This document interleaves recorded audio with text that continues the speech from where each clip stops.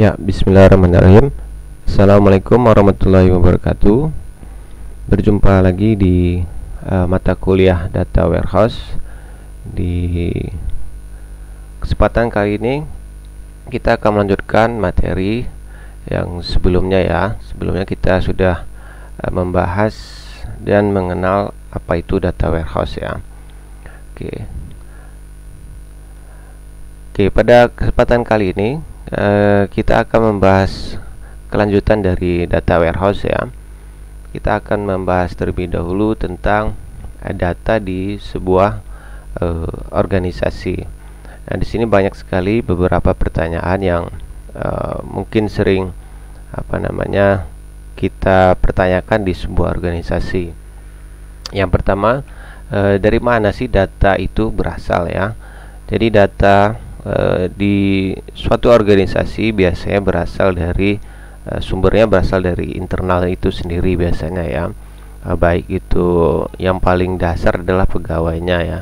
Kemudian juga ada mungkin data customer, kemudian ada data keuangan dan sebagainya. Jadi itu sumber-sumber data yang berasal dari internal. Ada juga beberapa data yang berasal dari eksternal ya. Nah, itu ada juga beberapa dari eksternal. Kemudian juga pertanyaan berikutnya, berapa tahun data customer itu disimpan di sebuah organisasi? Nah, banyak sekali beberapa organisasi menyimpan data customernya sampai bertahun-tahun. Nah, ini perlu kita ketahui juga ya. Nanti akan ada penjelasannya di slide berikutnya. Yang berikutnya, berapa tahun data keuangan disimpan? Nah, ini seringkali juga akan banyak sekali menyimpan memori sebuah sebuah penyimpanan yang menyimpan data keuangan yang sudah bertahun-tahun. Kemudian juga ada pertanyaan berikutnya, berapa model platform penyimpanan data yang dipakai? Nah, ini berbeda-beda ya di setiap organisasi. Platform untuk penyimpanan data yang dipakai, ada yang menggunakan satu platform ataupun dua dan seterusnya. Kemudian bagaimana data itu berkembang? Apakah data itu statistik atau berkembang ya? Nah, nantinya bisa kita klasifikasikan. Kemudian bagaimana sih cara penggunaan datanya? Ya, penggunaan datanya apakah sudah digunakan secara maksimal atau belum? Nah, itu bisa kita lihat nanti di Data Warehouse. Kemudian bagaimana kebutuhan informasi terpenuhi? Nah, dari data-data yang ada tadi, apakah sudah memenuhi kebutuhan informasi yang diperlukan oleh suatu organisasi? Oke, berikutnya karakteristik strategi penyampaian informasi perusahaan. Nah, ini beberapa karakteristiknya ya, karakternya. Yang pertama yaitu integrated atau terintegrasi dalam suatu sistem yang besar.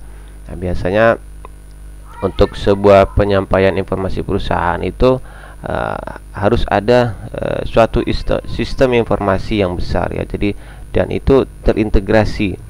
Jadi semuanya satu di dalam suatu sistem terpusat. Nah, itu yang dimaksud dengan integrated.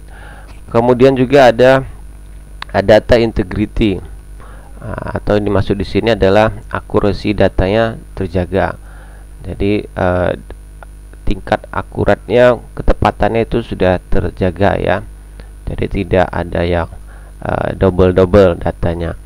Kemudian juga ada accessible, dapat mudah diakses. Nah, ini juga karakter strategi penyampaian informasi perusahaan, yaitu accessible, jadi mudah diakses baik itu oleh usernya ataupun dari tingkat manajer ke atas, menengah ke atas ya.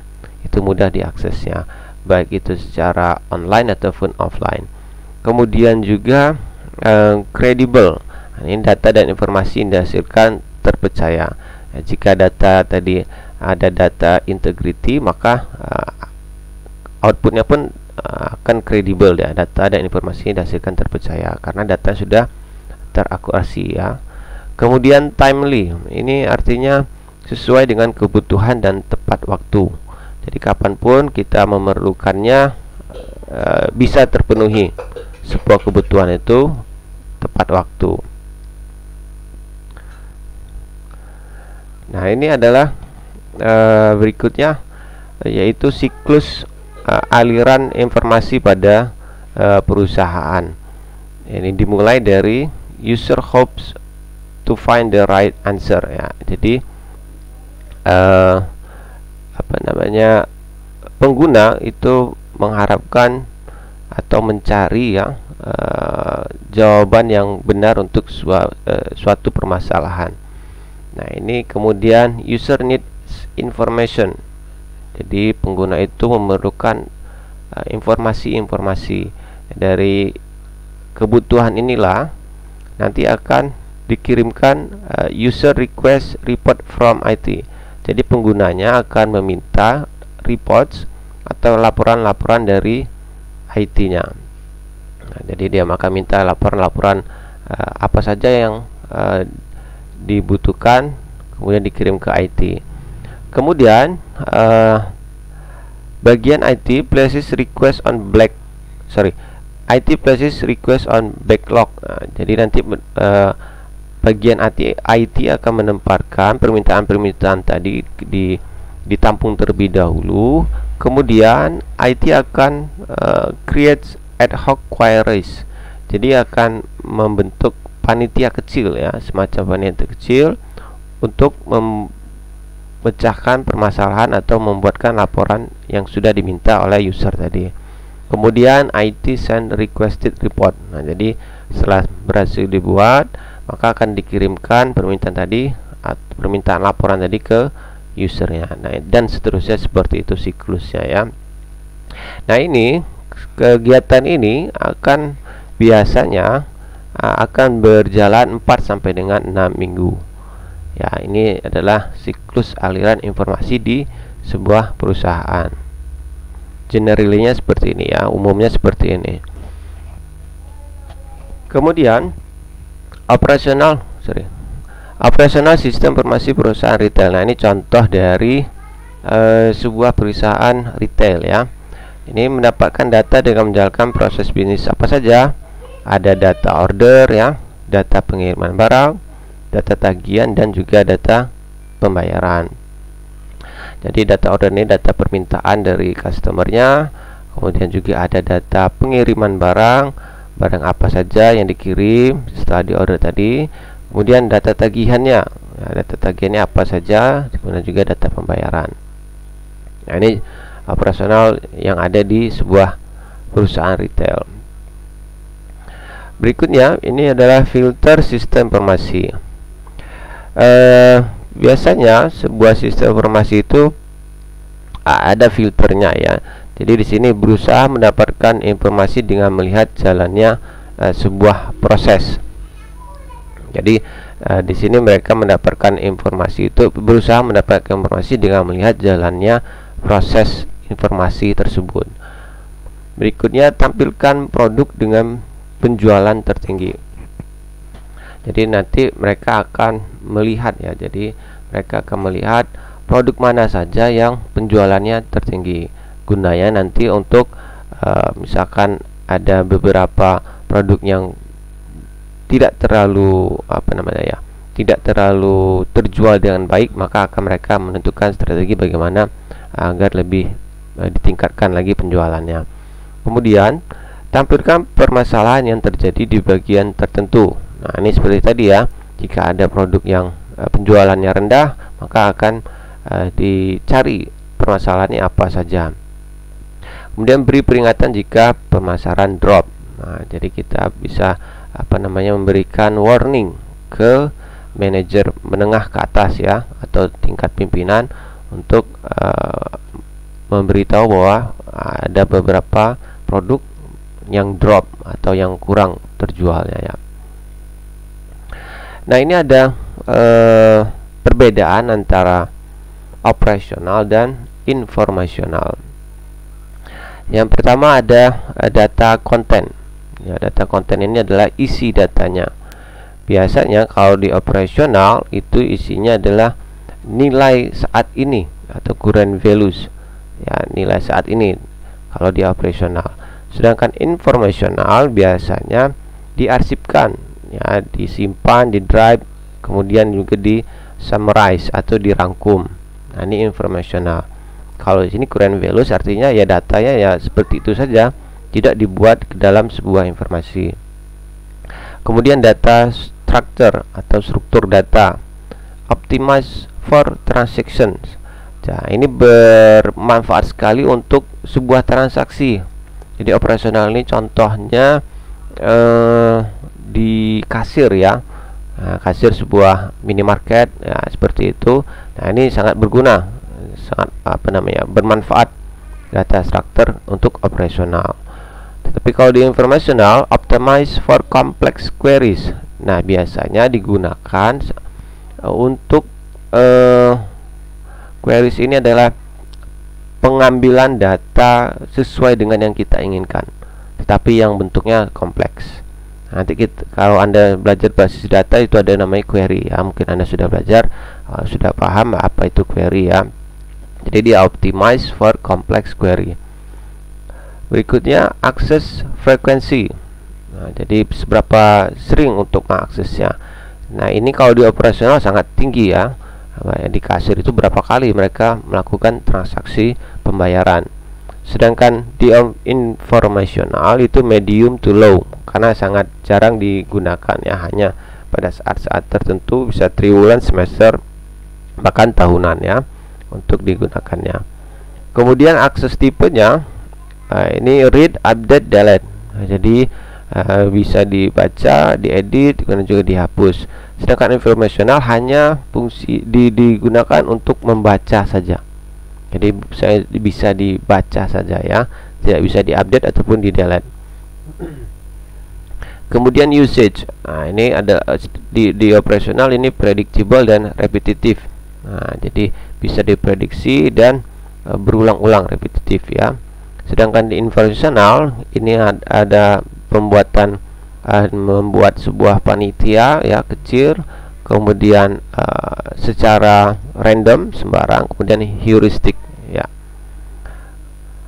Berikutnya adalah response time. Ini adalah sub-seconds, sedangkan informational several seconds to minute. Sub-second ini adalah biasanya cepat, ya, berjalannya. Response time sangat cepat, sedangkan di sini ini tidak terlalu cepat, several second to minute, sampai dengan 1 menit, ya.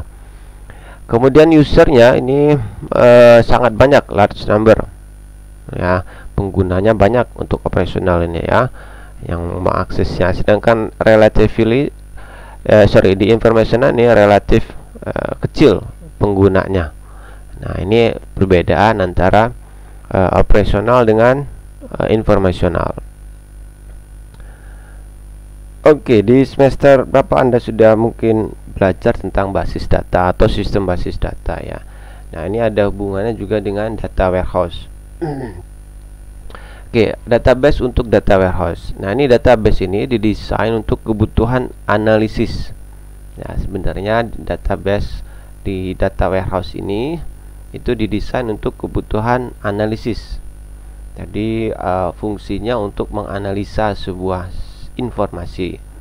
Kemudian juga dapat mengambil data dari berbagai aplikasi, ya. Jadi data warehouse ini dapat mengambil data dari berbagai aplikasi, walaupun aplikasinya berbeda, tetapi kalau database yang sama kita bisa ambil datanya, ya, walaupun aplikasinya berbeda. Kemudian mudah digunakan untuk dan mendukung proses interaktif yang panjang, ya. Database ini, ya, sangat mudah, ya, digunakan, kemudian juga mendukung proses interaktif yang panjang. Kemudian berikutnya adalah dapat digunakan secara intensif. Jadi bisa dia untuk operasional ataupun informasional tadi, ya. Kemudian dapat bekerja dengan meminimalkan kontrol dari user. Nah, ini jadi tidak selalu user itu bekerja terus mengakses database-nya ya. Mereka hanya menggunakan platform atau sebuah aplikasi. Kemudian data terupdate secara periodik dan stabil. Ya, jadi datanya selalu terupdate secara berjenjang ya, secara terjadwalkan, dan itu stabil. Kemudian data juga terdiri dari data saat ini dan data historis. Nah, ada data saat ini dan juga ada namanya data historis. Data saat ini biasanya digunakan untuk operasional, sedangkan data historis itu digunakan untuk informasional tadi. Kemudian data juga diakses secara online ya, walaupun ada beberapa juga yang bisa diakses secara offline ya, tapi kebanyakan sekarang sudah menggunakan online. Kemudian dapat digunakan untuk mendapatkan report atau laporan. Nah ya, jadi database ini bisa digunakan untuk mendapatkan report dengan cara query tadi ya.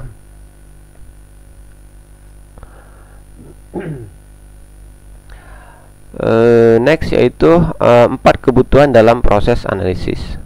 Jadi ada beberapa kebutuhan dalam proses analisis. Yang pertama, dapat menjalankan query dan report sederhana dari data current dan history.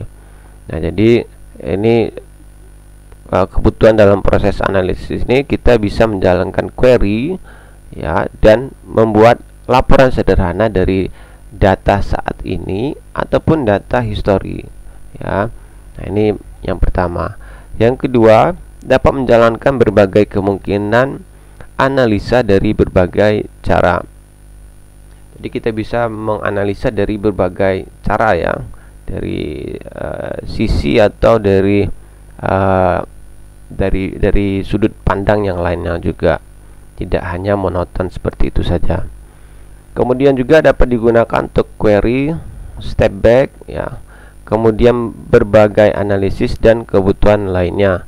Tadi sempat disinggung tadi di satu ya, bisa juga digunakan untuk query dan sebagainya. Yang terakhir adalah fokus pada kondisi saat ini, fokus pada kondisi data historis dan menggunakan untuk kebutuhan yang akan datang.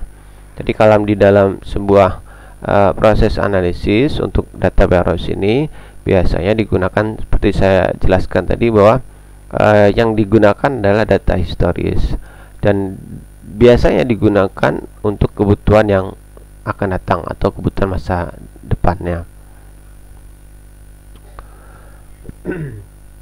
Data warehouse sebagai solusi, maksudnya di sini adalah di sini bisa kita lihat ada operational system, ada informational system. Operational system ini adalah basic business process. Jadi ini adalah proses bisnis yang dasarnya. Nah, contoh di sebuah perusahaan atau minimarket lah, kita contohkan yang sederhananya ya. Misalkan minimarket ada beberapa cabang. Nah, inilah operational sistemnya ya, sistem yang berjalannya. Nah, nanti dari operational system ini akan ada namanya data transformation. Data dari operational system ini akan dilakukan extraction, cleansing, dan aggregation. Nanti ada kita bahas secara detail apa itu extraction, apa itu cleansing, apa itu aggregation ya. Intinya di data transformation ini akan melakukan sebuah proses transformasi data menjadi sebuah informational system, di mana nantinya informasi ini akan menentukan kunci ya, untuk menentukan sebuah keputusan. Mendukung sebuah kebijakan atau keputusan pimpinan. Nah, jadi dia sebagai decision support system ya untuk DSS-nya nanti. Ini bisa berupa nanti grafik ataupun sebuah laporan yang nantinya bisa menjadi bahan pertimbangan seorang pimpinan untuk mengambil sebuah keputusan. Data warehouse ini juga artinya informational environment ya. Jadi maksudnya di sini adalah menyediakan berbagai hal dari sistem yang besar secara terintegrasi. Jadi semua informasi ya yang diperlukan ini itu biasanya berasal dari sistem besar dan sudah terintegrasi. Berikutnya, menjadikan ketersediaan informasi dari data yang besar, baik saat ini dan histori, mudah untuk digunakan sebagai pendukung keputusan. Ya, jadi semua informasi dari data yang besar tadi ya, baik itu yang data saat ini ataupun data yang lalu, data-data sebelumnya, itu mudah digunakan untuk sebagai pendukung keputusan. Berikutnya yaitu dapat digunakan untuk mengambil informasi pendukung keputusan tanpa mempengaruhi operasional sistem. Jadi data tadi atau informasi itu bisa diambil untuk pendukung keputusan tanpa mempengaruhi operasional sistem. Jadi kita hanya tadi kan dijelaskan ya apa ya perbedaan operasional dan informasional tadi. Di informasi itu hanya membaca saja, sedangkan di operasional itu bisa read, update, dan delete. Nah, karena dia hanya membaca, makanya tidak mengganggu operasional sistemnya. Berikutnya yaitu menyediakan berbagai informasi bagi organisasi secara konsisten. Jadi kapanpun organisasi membutuhkan informasi, bisa disediakan oleh data warehouse ini secara konsisten. Yang terakhir adalah menyediakan sumber daya yang digunakan untuk menjalankan strategi informasi yang fleksibel dan interaktif. Nah, itu yang dimaksud dengan informational environment. Jadi lingkungannya bersifat informasi.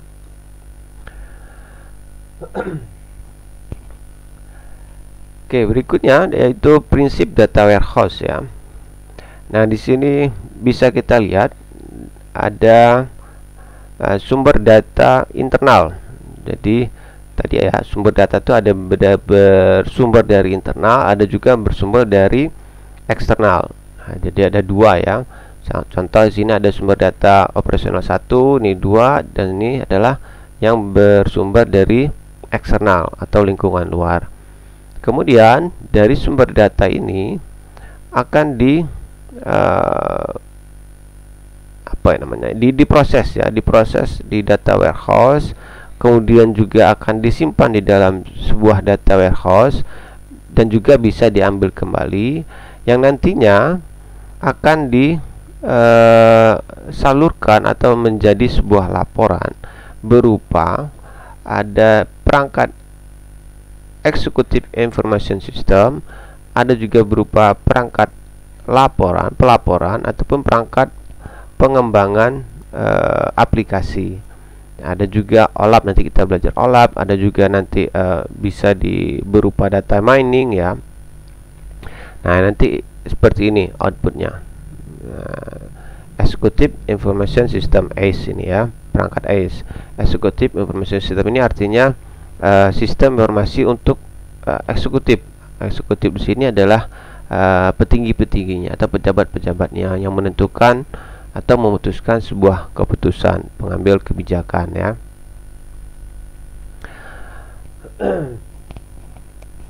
Next adalah konsep dasar data warehouse. Oke, yang pertama adalah mengambil data dari berbagai operational system. Jadi data warehouse ini bisa mengambil data dari berbagai OS.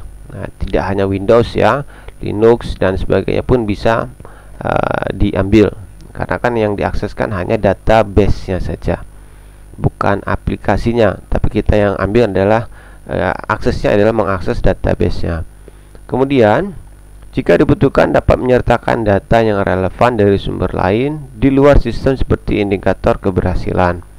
Jadi kita juga tidak hanya mengambil data dari internal ataupun eksternalnya ya, juga bisa kita ambil di luar dari sistemnya, seperti indikator keberhasilan dan sebagainya.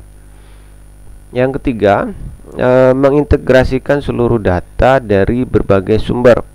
Jadi semua sumber yang asalnya berbeda-beda tadi bisa diintegrasikan menjadi satu. nanti ada namanya extraction. Nanti di apa namanya ya, dijabarkan lagi, kemudian ada namanya filterisasi nantinya, sehingga datanya menjadi terintegrasi. Kemudian menghilangkan data yang tidak konsisten dan merubah bentuk sesuai kebutuhan. Nah, tadi yang saya sebutkan tadi ya, filter. Jadi difilter dulu mana yang data yang sama, mana yang tidak. Kemudian kalau tidak sama nanti akan dibuat sama ya, sesuai dengan kebutuhannya. Kemudian menyimpan data dalam format yang mudah digunakan untuk pengambilan keputusan.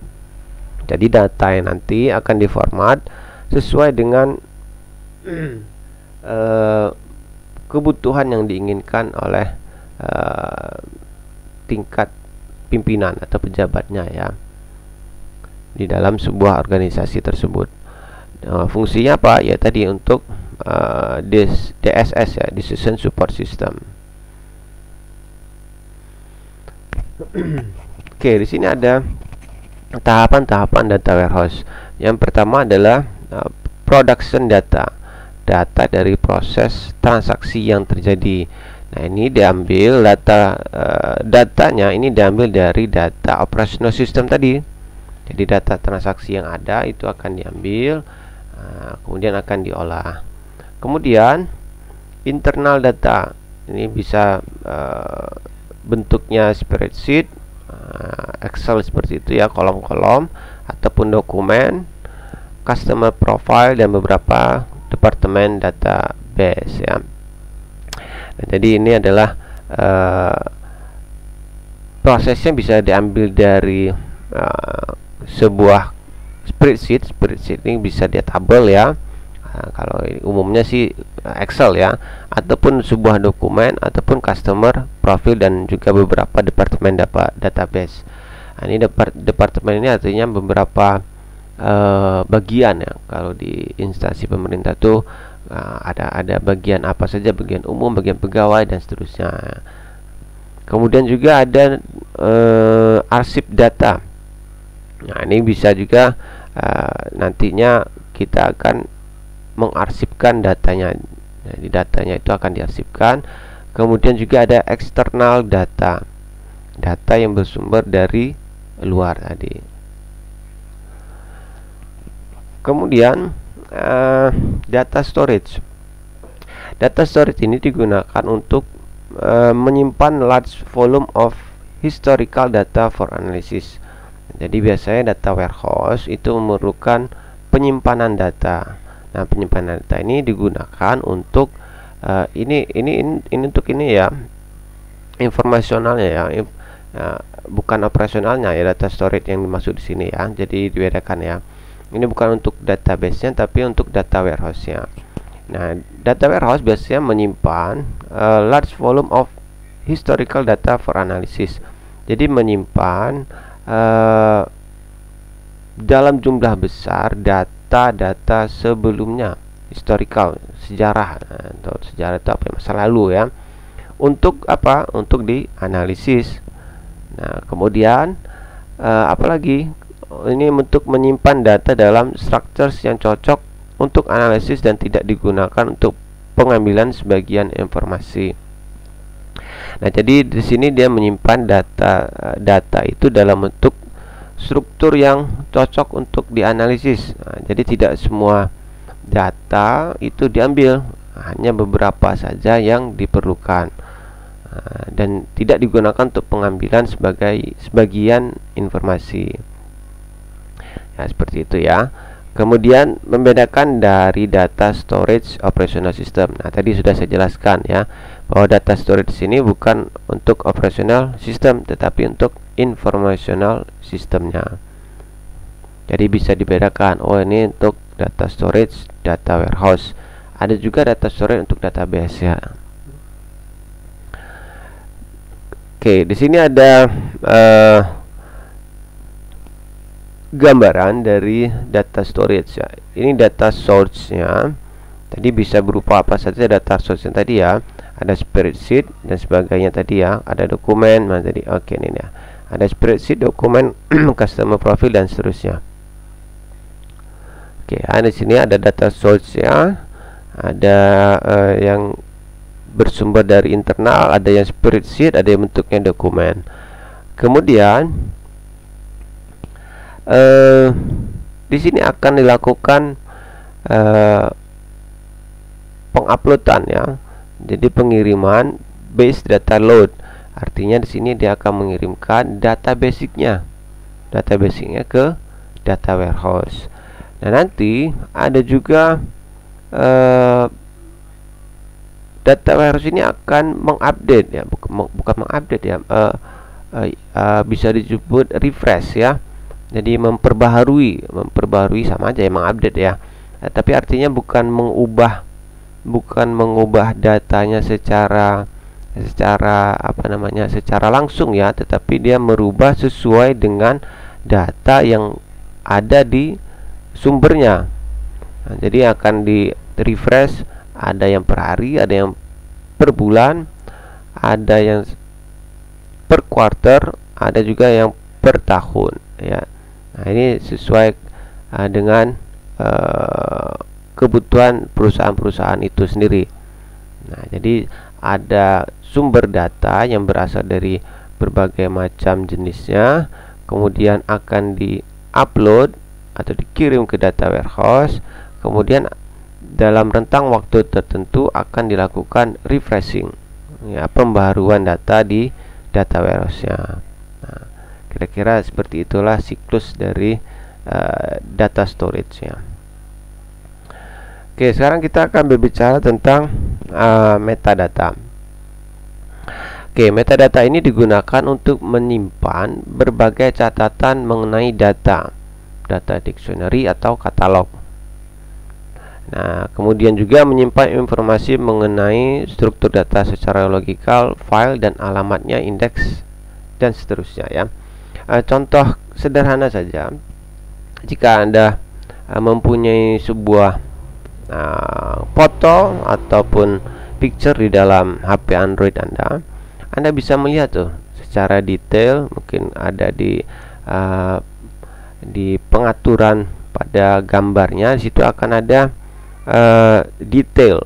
Nah, di dalam detail itu akan dijelaskan kapan gambar itu diambil, tipe filenya apa, berapa besar memori yang terpakai di dalam gambar atau foto tersebut. Nah, itulah dinamakan metadata. Oke ya, saya rasa Anda bisa memahaminya ya.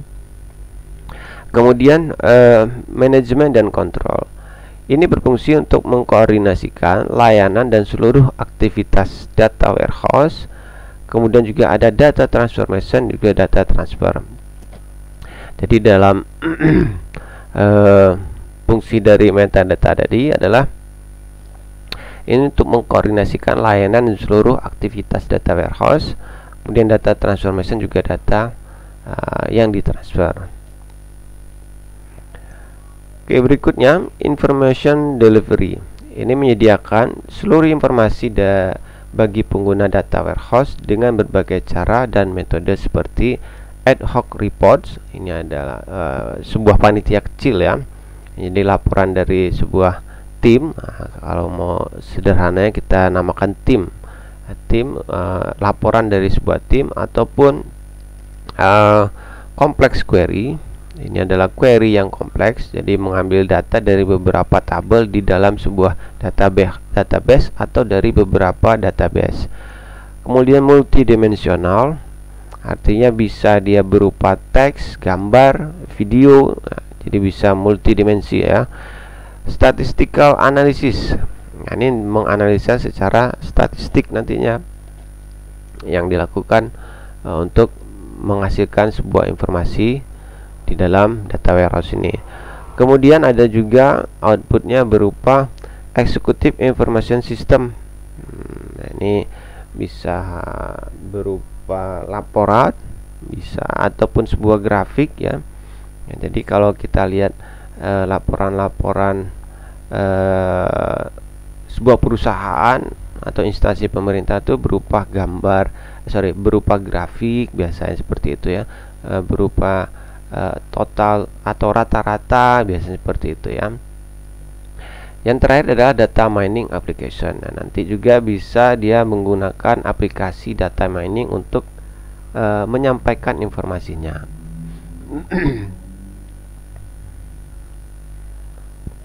Oke, saya rasa itu ya untuk materi pada kesempatan kali ini. Jika ada pertanyaan, nanti kita akan bahas di pertemuan berikutnya ya. Nah, di sini saya akan memberikan tugas mandiri untuk Anda ya. Silakan Anda mencari definisi dari data di bawah ini dan berikan contohnya.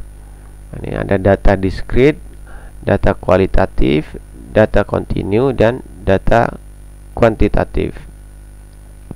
Oke, nanti akan saya kirimkan.